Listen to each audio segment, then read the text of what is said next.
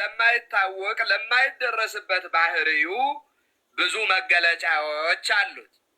ከነዚህ መገለጫዎች የተወሰኑትን እንዲያው ከአንዳንድ መረጃ ጋር እያነሳው ላይ የምሰጣቸው መጽሐፍ ቅዱሳዊ መረጃዎች ይሄ 66ቱ የሚባለውን መጽሐፍ ምዕራፍና ቁጥር የተከተሉ ስለሆኑ ምዕራፍና ቁጥር የምታዩ ሰዎች በዚያ ማየት ይኖርባቸዋል ማለት ነው። የመጀመሪያው እግዚአብሔር በባህሪው ቅዱስ ነው፣ ወይም ቅዱስነት የባህሪው መገለጫ ነው። ቅዱስነት ማለት እግዚአብሔር ልዩ ነው፣ ቅዱስ ነው። ኃጢአት ለባህሪው የማይስማማው፣ ክፋት ለባህሪው የማይስማማው፣ በእርሱ ዘንድ ፈጽሞ ስህተት የሌለ የሚለውን ሐሳብ የሚገልጥ ሲሆን በዚህ በኦሪት ዘሌዋውያን ምዕራፍ 19 ከቁጥር 2 ላይ እኔ እግዚአብሔር አምላካችሁ ቅዱስ ነኝና እናንተም ቅዱሳን ሁኑ ብሎ ተናግሯል። የእሱ ቅዱስነት የባህሪው እናንተም ቅዱሳን ሁኑ የሚለው ለሰው ልጆች የተነገረው ደግሞ የጸጋ ነው። ስለዚህ እግዚአብሔር በባህሪው ቅዱስ ነው። ያ ማለት ለባህሪው ክፋት አይስማማውም፣ ኃጢአት አይስማማውም፣ ማመፅ አይስማማውም፣ ተንኮል አይስማማውም፣ ስህተት አይስማማውም። እግዚአብሔር በባህሪው ልዩ ነው የሚለውን ያሳያል። ሌላው እግዚአብሔር በባህሪው ሕያው ነው። ሕያው ማለት ባለፈው የጠራናቸው የመላእክት ሕይወት አለ፣ የሰው ሕይወት አለ፣ የእንስሳት ሕይወት አለ፣ ግዑዝ የሆነ ደግሞ የእጽዋት ሕይወት አለ። የእርሱ ግን ከዚህ ሁሉ የተለየና ለሌሎች ሕይወት ላላቸው ነገሮች ሕይወት ሰጪ የሆነ የተለየ ነው። ስለዚህ ይህንን በመጽሐፈ ኢዮብ ምዕራፍ 19 ከቁጥር 25 ላይ እግዚአብሔር ሕያው እንደሆነ ጻድቁ ኢዮብ ገልጧል ማለት ነው። ስለዚህ ሕያውነት ወይም አለመሞት፣ አለማለፍ፣ አለመሻር የእግዚአብሔር የባህሪ መገለጫ ነው ማለት ነው። ባህሪው አይደለም፣ ይሄ ሁሉ የባህሪው መገለጫ ነው። ከዚያ ሲቀጥል እግዚአብሔር ዘላለማዊ ነው። ዘላለማዊነት የባህሪው መገለጫ ነው። ዘላለም ይሄ እስከ ያለው ዘላለምና እስከ የሌለው ዘላለም ተብሎ በሁለት ሊከፈል ይችላል። ዘላለም የምንለው ከዓለም መፈጠር በፊት መኖር፣ ዓለም ከተፈጠረ በኋላ መኖር፣ ዓለም ካለፈ በኋላ መኖር። እግዚአብሔር በእነዚህ ከጊዜ በፊትም በጊዜ ውስጥም ከጊዜ በኋላም የሚኖር በመሆኑ ትናንትናም እንዳየነው የእግዚአብሔር መኖር ከመገለጥ በላይ ነው፣ ወይም ደግሞ ከመኖር በላይ ተብሎ እንደሚገለጠው እግዚአብሔር ለዘላለም የሚኖር ነው። በዚህን ጊዜ ነበረ መነሻው ይሄ ነው መድረሻውም ደግሞ ይሄ ነው የሚባል አይደለም። ልክ አልፋ ኦሜጋ መጀመሪያ መጨረሻ እኔ ነኝ፣ መነሻ መድረሻ እኔ ነኝ፣ ፊተኛ ኋለኛ እኔ ነኝ ብሎ እንደተናገረ ይሄ መጀመሪያ እኔ ነኝ፣ መጨረሻ እኔ ነኝ፣ ፊተኛ እኔ ነኝ፣ ኋለኛ እኔ ነኝ ሲል መነሻው አይታወቅም፣ መድረሻውም አይታወቅም ብቻ ሳይሆን ራሱ መነሻና መድረሻ ነው እንጂ ለራሱ መነሻና መድረሻ አለው ማለትም አይደለም ማለት ነው። ስለዚህ ከዚህ የተነሳ እግዚአብሔር ዘላለማዊነት የባህሪው መገለጫ ነው የሚለውን እንይዛለን። ሌላኛው መንፈስነት ነው። መንፈስ ማለት ረቂቅ ማለት ነው። በዮሐንስ ወንጌል ምዕራፍ 4 ከቁጥር 24 ላይ ስናነብ እንደምናገኘው እግዚአብሔር መንፈስ ነው፣ የሚሰግዱለትም በመንፈስ ይሰግዱለታል ብሎ ራሱ ክርስቶስ እንደተናገረ መንፈስነት የእግዚአብሔር የባህሪው መገለጫ ነው።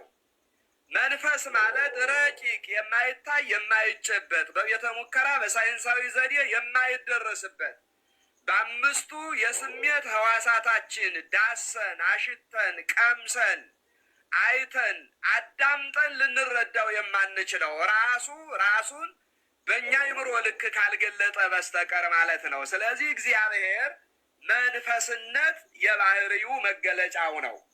አሁን ቅዱስነት ብያለሁ፣ ሕያውነት፣ ዘላለማዊነት፣ መንፈስነት፣ እነዚህ ሰዎች በደንብ መስማት ያለባቸው ባህርያቱ አይደሉም። የአንድ ባህሪው መገለጫዎች ናቸው። እነዚህ ባህርያቱ ቢሆኑ እግዚአብሔር ብዙ ባህሪ ያለው ያሰኛል። እግዚአብሔር ግን ያለው አንድ ባህሪ ነው። ስለዚህ የአንድ ባህሪ መገለጫዎች እኒህ የጠራዋቸውና ቀጥሎ የተወሰኑትንም ባይጥሩ ነው። ሌላው የእግዚአብሔር የባህሪ መገለጫ ሁሉን ቻይነት ነው። በዚህ በኦሪት ዘፍጥረት ምዕራፍ 17 ከቁጥር 3 ጀምሮ እንደተገለጸው እግዚአብሔር አብርሃምን እኔ ኤልሻዳይ ነኝ፣ በፊቴ ተመላለስ፣ ፍጹምም ሁን አለው። እኔ ኤልሻዳይ ነኝ ማለት ሁሉን ቻይ ነኝ፣ የሚሳነኝ ነገር የለም ማለቱ ነው። እግዚአብሔር የሞተ ያስነሳል፣ የተቆረጠ ነገር ይቀጥላል። እግዚአብሔር በሰው ዘንድ አይቻልም የሚባሉ ነገሮችን ሁሉ ይችላል። እግዚአብሔር አንድን ነገር ለማድረግ መፍቀድ ይሁን ማለት ብቻ ነው የሚጠበቅበት። ዓለምን ካለመኖር ወደ መኖር አምጥቶ መፍጠሩ ሁሉን ቻይነቱን ነው የሚያሳየው። እንደዚሁ ደግሞ ኋላ ዓለሙን ያሳልፋል። አበቃላቸው ለተባሉት ሕይወትን ይሰጣል። መልአኩ ቅዱስ ገብርኤልም በሉቃስ ወንጌል ስናነብ እመቤታችንን ለማስረዳት አልቦ ነገር ዘይሳነው ለእግዚአብሔር የሚሳነው ነገር የለም በማለት የእግዚአብሔርን ሁሉን ቻይነት ተናግረዋል። ስለዚህ ሁሉን ቻይነት የእግዚአብሔር የባህሪው መገለጫ ነው። እግዚአብሔር ይህንን ማድረግ ይችላል፣ ይህንን ማድረግ አይችልም፣ እግዚአብሔር ይህን ያውቃል፣ ይህን አያውቅም ተብሎ የሚነገር አይደለም። ስለዚህ ሁሉን ቻይነት የባህሪው መገለጫ ነው። ሌላው ሁሉን አዋቂነት። ለምሳሌ እኛ የምናውቀው አንበን ሊሆን ይችላል፣ ተምረን ሊሆን ይችላል፣ ሰምተን ሊሆን ይችላል፣ አይተን ሊሆን ይችላል። እግዚአብሔር ግን ነገሮቹን ሁሉ የሚያውቀው አንቦ አይደለም፣ ተምሮ አይደለም፣ ሰምቶ አይደለም፣ ወይም ደግሞ በጊዜ ሂደት አይደለም። እግዚአብሔር አንድ ጊዜ ሁሉን ነገር ያውቃል። ያ አንድ ጊዜ ያወቀው እውቀት በየጊዜው እየተገለጠ ይኖራል እንጂ በየጊዜው የሚያውቀው በየጊዜው የሚጨምረው እውቀት የለውም። ይህም በአንደኛ ሳሙኤል ነቢይቱ ሐና ምዕራፍ 2 ከቁጥር 3 ጀምሮ ስትናገር አትታበዩ እግዚአብሔር አዋቂ ነውና ትላለች። እግዚአብሔር ምንድን ነው? እግዚአብሔር አዋቂ ነውና። ይህ እውቀት የባህሪው ነው፣ የእግዚአብሔር ማለት ነው። ስለዚህ ሁሉን ማወቅ የእግዚአብሔር የባህሪው መገለጫ ነው። ሌላው ፍጹምነት ማለት እንከን አልባነት፣ ጉድለት አልባነት ብለን ልንገልጸው እንችላለን። ለምሳሌ በማቴዎስ ወንጌል ምዕራፍ 5 ከቁጥር 45 ጀምሮ ስናነብ ሰማያዊ አባታችሁ ፍጹም እንደሆነ እናንተም ፍጹማን ሁኑ ተብሎ በመገለጹ ፍጹምነት፣ እንከን አልባነት፣ ጉድለት አልባነት የእግዚአብሔር የባህሪው መገለጫ ነው። እንዲሁም መሐሪነትም የባህሪው መገለጫ ነው። መዓቱ የበዛ ምሕረቱ የራቀ እንደሆነ ነቢየ እግዚአብሔር ዳዊት በመዝሙር 103 ቁጥር 8 ላይ ይህንን ቃል ነግሮናል። መሐሪነት፣ ይቅር ባይነት የባህሪው መገለጫ ነው። ፈራጅነትም የባህሪው መገለጫ ነው። የእግዚአብሔር ሰጋደ ይመጽእ ወአምላክነሂ ያርምም እሳት ይነድድ ቅድሜሁ። እግዚአብሔር በግልጥ ይመጣል፣ አምላካችንም ዝም አይልም። እሳት ይነድድ ቅድሜሁ፣ የፍርድ እሳት በፊቱ ይነዳል ተብሎ እንደተገለጸው እግዚአብሔር መሐሪ ብቻ አይደለም ፈራጅም ጭምር ነው ማለት ነው። ይህ የባህሪው መገለጫ ነው። ሌላው እግዚአብሔር በሁሉም ቦታ የሚገኝ ነው። እንደሚታወቀው መላእክትን ጨምሮ ፍጥረት አንድ ቦታ ላይ ሲገኝ ሌላ ቦታ ላይ ይታጣል።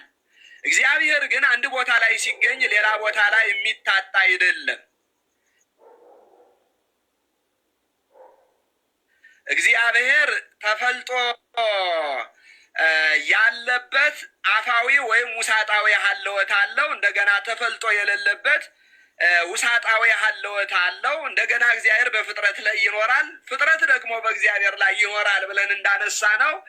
እግዚአብሔር የሌለበት ቦታ ወይም ስፍራ ወይም አካባቢ የለም። በሰማይም አለ፣ በምድርም አለ፣ በባህርም አለ፣ በየብስም አለ፣ በህዋውም አለ፣ በውቅያኖሱም አለ። እኛ በምናውቀው እና በማናውቀው ዓለም ሁሉ እግዚአብሔር አለ።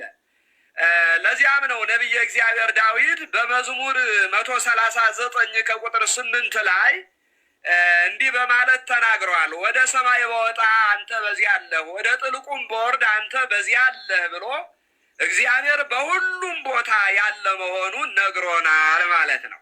ስለዚህ እዚህ ላይ መረዳት ያለብን ባህሪ የሚለው የእግዚአብሔር ሲሆን እንደማይታወቅ፣ የፍጡራን ሲሆን የነፍስና የመላእክት ባህሪ እንደማይታወቅ፣ ሌላው የሥጋ ባህሪያችን ግን ቅድም እንደጠራሁት እሱ እንደሚታወቅ የእግዚአብሔር ባህሪ ብለን ስር መሰረት ብለን ፍቺ ስንሰጠው ለእግዚአብሔር መነሻ መድረሻ አለው ማለታችን እንዳልሆነ በደንብ መጠንቀቅ ያስፈልጋል። ከዚህ አሁን የእግዚአብሔር የባህሪ መገለጫ ብዬ የጠራኋቸው ባህርያት እንዳልሆኑ መረዳት አለብን። የባህሪ መገለጫዎች ናቸው። አንዳንድ የኮርስ መጽሐፎች ላይ እነዚህ የእግዚአብሔር የባህርያት እንደሆኑ ተገልጿል። ነገር ግን ስህተት ነው። ባህሪው አንድ ስለሆነ እነዚህ ባህርያት ከሆኑ እግዚአብሔር ባለ ብዙ ባህሪ ሊሆን ወይም ደግሞ እንደዚያ ስለሚያደርገውና ወደ ስህተት ውስጥ ስለሚያስገባ ማለት ነው። ስለዚህ ባህሪው ከመመርመር ከመታወቅ በላይ ነው። የእግዚአብሔርን ባህሪ በእኛ ደረጃ አይደለም፣ በመላእክት ደረጃ እንኳን አይታወቅም። እንዲያውም እዚህ ላይ አንድ በአፄ ኃይለ ሥላሴ ዘመነ መንግስት የነበሩ ባለስልጣን የቤተ ክህነት ትምህርት የተማሩ ናቸው። አንድ ፍኖተ አእምሮ የምትባል መጽሐፍ ጽፈዋል። በጣም አስፈላጊና ጥሩ መጽሐፍ ነች እና ስለ እግዚአብሔር ባህሪ አለመታወቅ ሲገልጹ የእግዚአብሔርን ባህሪ ልወቅ ማለት አንድን ሰው እንድወድህ ሱሪህን ፍታና ልይህ እንደማለት ያህል ነው። ስለዚህ የእግዚአብሔር ባህሪ በፍጡር ዘንድ ሊታወቅ፣ ሊመረመር፣ ሊደረስበትም አይችልም በማለት አስረድተዋል እና ትክክለኛና ዋና አገላለጽ ነው ብዬ ወስዳለሁ እንደኔ ማለት ነው። ይህንን ካልኩ ቀጥዬ የፈጣሪ ስም ወደሚለው ልሂድ። ስለ ስሙ እንግዲህ ዋናው ለእግዚአብሔር ምስጋና የምናቀርበው፣ አምልኮ የምናቀርበው፣ ጸሎት የምናቀርበው ከስሙ ተነስተን ስለሆነ ወደ ስሙ የፈጣሪ ስም ወደሚለው ልምጣ። እግዚአብሔር ወደሚለው እንመጣለን። አሁን እዚያ ደረጃ ላይ ስላልደረስን ነው ፈጣሪ ፈጣሪ እያልኩ በወል ስም የምጠራው፣ ያለ ምክንያት አይደለም። ወደ ፈጣሪ ስም ስመጣ መጀመሪያ ስም የሚለውን ጽንሰ ሀሳብ በደንብ መረዳት ይኖርብናል ብዬ ስለማስብ ስም መጠሪያ ነው፣ መታወቂያ ነው፣ መለያ ነው፣ መታሰቢያ ነው። ደግመዋለሁ። ስም መጠሪያ ነው፣ መታወቂያ ነው፣ መለያ ነው፣ መታሰቢያ ነው። ይህ ስም ጠባይን፣ ግብርን፣ ሁኔታን፣ ክስተትን መሰረት አድርጎ ሊሰየም ይችላል። ደግመዋለሁ። ስም ጠባይን፣ ግብርን፣ ሁኔታን፣ ክስተትን ምክንያት አድርጎ ሊሰየም ወይም ደግሞ ሊወጣ ይችላል። ይሄ ስም ማለት ነው። እንደገና ስም ራሱን የቻለ አይነት አላቸው። የስም አሁን አጠቃላይ ስለ ስም ምንነት ነው እያወራው ያለሁት። መነሻ ሀሳባችን የፈጣሪ ስም የሚለው ነው። ነገር ግን ስም ምን እንደሆነ አየን። ስም ደግሞ ምንን ምክንያት አድርጎ ሊሰየም እንደሚችል ካየን ስም ደግሞ የሚከፈልባቸው አሉ። የባህሪ ስም የሚባል አለ፣ የአካል ስም የሚባል አለ፣ የተጸውዖ ወይም የመጠሪያ የሚባል ስም አለ፣ የተቀቦ የሚባል ስም አለ፣ የግብር የሚባል ስም አለ ማለት ነው። ልድገማቸው። የባህሪ ስም፣ የአካል ስም፣ የተጸውዖ ስም፣ የተቀቦ ስም፣ የግብር ስም ናቸው። የባህሪ ስም አሁን የኛ የሰዎች የባህሪ ስማችን እሳት፣ ነፋስ፣ ውሃ፣ አፈር የምንለው ነው። ይሄ የባህሪ ስም ነው። በዚህ ከመጣን የእግዚአብሔር የባህሪ ስም የለውም። በደንብ ስሙኝ። የእግዚአብሔር የባህሪ ስም የለውም። የአካል ስም ስንል ወደ ሰው ስናመጣው ሰው የሚለው የአካል ስም ነው። ወደ እግዚአብሔር ስንመጣ የአካል ስም የምንለው አብ፣ ወልድ፣ መንፈስ ቅዱስ የምንለውን ነው። ይህንን በምስጢረ ሥላሴ እናየዋለን። አብ የሚለው ወልድን ስለወለደ መንፈስ ቅዱስን ስላሰረጸ የመጣ ስም አይደለም። ወልድ የሚለውም ከአብ ስለተወለደ የመጣ ስም አይደለም። መንፈስ ቅዱስ የሚለውም ከአብ ስለሰረጸ የመጣ ስም ሳይሆን አብ፣ ወልድ፣ መንፈስ ቅዱስ የሚለው የአካል ስም ነው። የአካል ስም። የተጸውዖ ስም የምንለው የመጠሪያ ስም ማለት ነው። የተቀቦ የሚለው ደግሞ በሹመት የሚገኝ ስም ነው። ለምሳሌ መልአከ ብርሃን ሊቀ ትጉሃን እንደሚለው አይነት የሚመጣው በሹመት ነው። እንደገና የግብር ስም ማለት ከስራው ተነስቶ የሚሰጥ ስም አለ። በአብዛኛው የፈጣሪን ስም የምናገኘው የግብር ስሙን ነው። የአካል ስሙ ቅድም አብ፣ ወልድ፣ መንፈስ ቅዱስ ያልነው ይሆናል። የግብር ስሙ አምላክ፣ ጌታ፣ ፈጣሪ የሚለው ይህን መሰሉ የግብር ስሙ ነው። እግዚአብሔር ወይም ፈጣሪ የባህርይ ስም ግን የለውም። እስካሁን የለውም ማለት አይታወቅም፣ አልተገለጠም። እስካሁን የምናውቀው የግብር ስሙን ብቻ ነው። ወይም ደግሞ ሰው ከሆነ በኋላ የወጣለትን የተቀቦ የምንለውን ስም እንጂ የባህርይ ስሙ የእግዚአብሔር አይታወቅም፣ አልተገለጠም፣ አልተነገረም። የባህርይ ስሙ የአካል ስሙ ቅድም አብ፣ ወልድ፣ መንፈስ ቅዱስ ብዬ አንስቻለሁ። የግብር ስሙ ፈጣሪ፣ አምላክ፣ ጌታ የሚለው ይሄ ይታወቃል።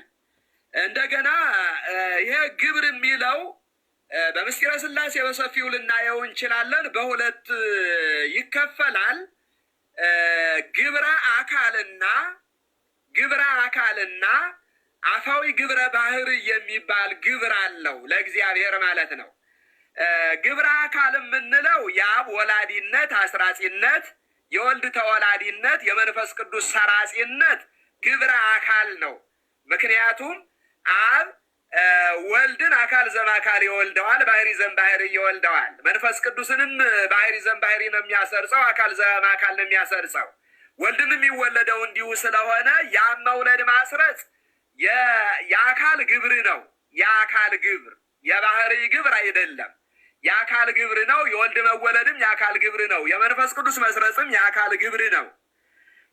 ስለዚህ ይሄ ወላዲ፣ አስራጺ፣ ተወላዲ፣ ሰራጺ የሚለው የአካል ግብር መሆኑን እንረዳለን ማለት ነው። የአካል ግብር መሆኑን ከዚያ ባሻገር በጥቅሉ የምናገኘው የግብር ስሙን ነው። የግብር ስሙን ደግሞ ራሱ እግዚአብሔር ነው ያስተዋወቀው። ለምሳሌ ስሙን ለመጀመሪያ ጊዜ የነገረው ለአብርሃም ነው። ቅድም እንዳልኩት እኔ ኤልሻዳይ ነኝ፣ በፊቴ ተመላለስ ፍጹምም ሁን ብሎ ኤልሻዳይ እንደሚባል ራሱን ተናገረ። ኤልሻዳይ የሚለው ስም የግብር እንጂ የባህርይ ስም አይደለም። ሁሉን ቻይ ነው የሚለው እግዚአብሔር ሁሉን ከመቻሉ የተነሳ ከግብሩ የተነሳ የተገለጠ ስም እንጂ የባህርይ ስም አይደለም። ዘግይቶ ስም የነገረው እግዚአብሔር ለሙሴ ነው። አህያ ሸራህያ እባላለሁ ብሎ ነገረው። ዛሃሎ ወይሄሎ ያለ የሚኖር ማለት ነው። ይህም እግዚአብሔር ጥንት የነበረ ዛሬም ያለ ወደፊትም የሚኖር መሆኑን የሚገልጽ በመሆኑ የግብር ስም እንጂ ይሄ ሁሉ የባህርይ ስም አይደለም። ከዚያ ቀጥሎ ያህዌ የሚል ስም ነው ያለው። ይህ ያህዌ የሚለው ስሙ ወደኛ ሲመጣ እግዚአብሔር የሚለውን ይይዛል። እግዚአብሔር የሚለው ስም ላይ በደንብ እንዲሰሙኝ እፈልጋለሁ። እግዚአብሔር የሚለው የአብ ስም ይሆናል፣ የወልድ ስም ይሆናል፣ የመንፈስ ቅዱስ ስም ይሆናል። አንድነት የሚጠሩበት ስም ሆኖ ብዙዎች እንደሚሉት ግን እግዚአብሔር የሚለው እግዚ ማለት ጌታ፣ አብ ማለት አብ፣ ኄር ማለት መንፈስ ቅዱስ ተብሎ ለሶስት ተከፍሎ አይብራራም፣ አይነገርም። እንደዛ ሊሆን አይችልም። ለምንድን ነው እንደዚያ ሊሆን የማይችለው? ምናልባትም እንደዚያ ብለው የሚያስቡ ሰዎች ትንሽ የግዕዙን ቋንቋ የማወቅ መሰረታዊ ችግር ስላለባቸው ይመስለኛል እንደዚህ ለሶስት የሚከፍሉት። ለምሳሌ ጌታ ለማለት እግዚእ መድረሻው ነው። ከዚያ ቀጥሎ ብሔር የሚል ይኖራል። ብሔር ለሁለት እንኳን ብንከፍለው እግዚእ ማለት ጌታ፣ ብሔር ማለት ደግሞ ዓለም ማለት ነው። በእርግጥ ብሔር ማለት ክፍል ማለት ይሆናል። ለምሳሌ 8ቱ ብሔረ ኦሪት ስንል 8ቱ የኦሪት ክፍል ማለታችን ስለሆነ እንደገና ብሔር ስንል ሀገር ማለት ይሆናል። ለምሳሌ ብሔራዊ ባንክ እንላለን አደለ? ወይም ደግሞ የብሔራዊ አዋጅ ቀን ልንል እንችላለን። ወይም ደግሞ እንደው ወደ መጽሐፍ እናምጣው ከተባለ በብሔር ባህበ ፈለስኩ ሀዲጌ ብሔር ሀገሬን ትቼ በተሰደድኩበት ሀገር ይላል። ብሔር ማለት ዓለም ማለትም ይሆናል። ውስተ ኩሉ በሐውርት መለኮቱ መለኮቱ በዓለማት ሁሉ ነው ይላል። ውስጥ በሐውርት የሚለው ብሔር የሚለው ሲበዛ ነው ወደ ግዕዝ። ልክ ሰው ያለውን ሰዎች እንደምንለው ብሔር ዓለም ይል የነበረውን ዓለሞች ለማለት በሐውርት እንላለን ማለት ነው። አሁን እንዲህ ከሆነ የዓለም ጌታ የዓለም ፈጣሪ ማለት ነው። ዓለም ስንል ይህኛ ያለንበትን ፕላኔት ብቻ የሚገልጽ ሳይሆን በሰማይም በምድርም ያለውን ረቂቁንም ግዙፉንም የሚታየውንም የማይታየውንም ሁሉ የሚያጠቃልል መሆኑን መረዳት ያስፈልጋል። ጌታ አባት መንፈስ ቅዱስ ተብሎ የማይከፈለው አባት የሚል ትርጉም ስለማይኖር ነው። ምክንያቱም እግዚእ ጌታ ከሆነ ሄርን እንኳን መንፈስ ቅዱስ ብለን እንተርጉም ብንል ብ የምትል ፊደል ብቻ ነው የምትቀረው። ብ የምትል ብቻዋን አባት የሚል ትርጉም አትሰጥም። አንደኛው ይሄ ነው። ሁለተኛው ምክንያት ደግሞ እግዚአብሔር የሚለው ለሁለት እንኳን ከግዙ ቋንቋ አንጻር ለሁለት እንኳን መከፈል የሚችል ስም አይደለም። ለምንድን ነው? ምናልባት አሁን እዚህ ለሚያደምጡኝ ሰዎች ከግዕዝ ቋንቋ አንጻር ላይረዳቸው ይችላል አሁን የምለው እንጂ በዚህ በቅኔ ቤት ገቢርና ተገብሮ የምንለው አለ። እግዚአብሔር የሚለው ዘርፍ ከባለቤት አይደለም። ዘርፍ ከባለቤት ሊሆን ኖሮ ወደ ገቢር ስንቀይረው እግዚአብሔርሃ ብሎ ሃን አይጨምርም። እግዚአብሔርን ግን ወደ ገቢር ሲቀይሩት እግዚአብሔርሃ ነው የሚሉት። በዚህ ሃን የሚጨምር አይችልም ማለት ነው። እና ከዚህ አንጻር ለሁለት እንኳን መከፈል የሚችል አይደለም። ነገር ግን ለሁለት እንኳን ይከፈል ቢባል በዚህ በሶስተኛው ጌታ አባት መንፈስ ቅዱስ ተብሎ የሚተነተን አለመሆኑን ለሶስት መከፈል ፈጽሞ የማይቻል መሆኑን በደንብ መረዳት ያስፈልጋል ማለት ነው። እና ታዲያ የእግዚአብሔር ስሙ አሁን ቅድም ኤልሻዳይ ብለን አህያ ሸራህያ ብለን ያህዌ ብለን እግዚአብሔር ወደሚለው መጣን። ይህ ስም የከበረ ስም ነው። ይህ ስም የተለየ ስም ነው። ይህ ስም የአካል ስም አይደለም። ይህ ስም የባህሪ ስም አይደለም። ነገር ግን ይህ ስም በከፍተኛ ጥንቃቄ በአክብሮት ፍቅር በወለደው ፍርሃት በመንፈሳዊነት ሊጠራ ሊመሰገንና ሊመለክ የሚገባው ስም መሆኑን ቅዱሳት መጻሕፍት ይናገራሉ።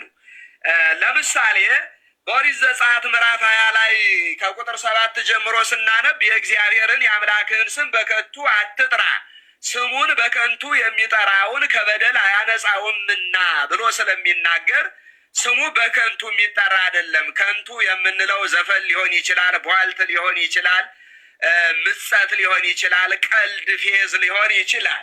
በዚህ መንገድ የሚጠራ ስም አይደለም። እንዲያውም ቀደም ሲል የነበሩ አባቶቻችን ስሙን የሚጠሩት ቀጥታ እግዚአብሔር በሚል ያለማንጠልጠያ ሳይሆን ልዑል እግዚአብሔር፣ ሕያው እግዚአብሔር፣ ቅዱስ እግዚአብሔር፣ አምላክ እግዚአብሔር በሚል በዚህ መንገድ ይገልጹት እንደነበረ እናያለን። እና ይህ ስሙ ማሸነፊያ፣ ድል መንሻ፣ አምባ፣ መጠጊያ፣ ጋሻ ነው። መጽሐፍ ቅዱስን የእግዚአብሔር ስም አምባ ነው በማለት ይናገራል። ይሄ ስሙ በዚህ በእግዚአብሔር ስም ድል ያልተነሳ ጠላት የለም፣ ያልተሸነፈ ተገዳዳሪ የለም። ለምሳሌ ነቢዩ ዳዊት እንኳን ጎልያድን ግዙፉን ሰው ድል የነሳው ጠጠሩ ምክንያት ይሁን እንጂ በእግዚአብሔር ስም ነው። ጎልያድን በጠጠር ከመምታቱ በፊት አንተ በተገዳደርከው በሰራዊት ጌታ በእግዚአብሔር ስም እመጣብሃለሁ በማለት በስሙ ድል ነስቶታል ማለት ነው። ስለዚህ በዚህ መንገድ እንጠራዋለን እና ይሄ እግዚአብሔር የሚለው ስሙ አፋዊ ግብረ ባህርዩ የሚገለጥበት ስም ነው። ቅድም ውሳጣዊ ግብር ብዬ ነበር አይደለ? ውሳጣዊ ግብር መውለዱ ማስረጹ፣ መወለዱ መስረጹ ሲሆን አፋዊ ግብረ ባህርይ የሚባለው ደግሞ እግዚአብሔር ዓለምን መፍጠሩ ይሄኛው እና ዓለምን ማሳለፉ በጥቅሉ ሶስቱ አካላት በአንድነት በአንድ ባህሪ የሚያደርጉት ተግባር ሁሉ አፋዊ ግብረ ባህርይ ይባላል። ስለዚህ እግዚአብሔር የሚለውም የዚህ ስም ነው፣ የግብር ስሙ እንጂ እስካሁን ለእግዚአብሔር ይሄ የሚባለው እንዲህ ተብሎ የሚጠራው የባህርይ ስሙ ነው ማለት አይቻልም፣ ወይም ደግሞ የለም የሚለውን በዚህ መንገድ መረዳት ያስፈልገናል ብዬ አስባለሁ። እንዲህ ካልኩ ጊዜ ካለን ወደሚቀጥለው የተወሰኑ ሀሳቦች መሄድ እንችላለን። መላከ ብርሃን ጊዜ አለን?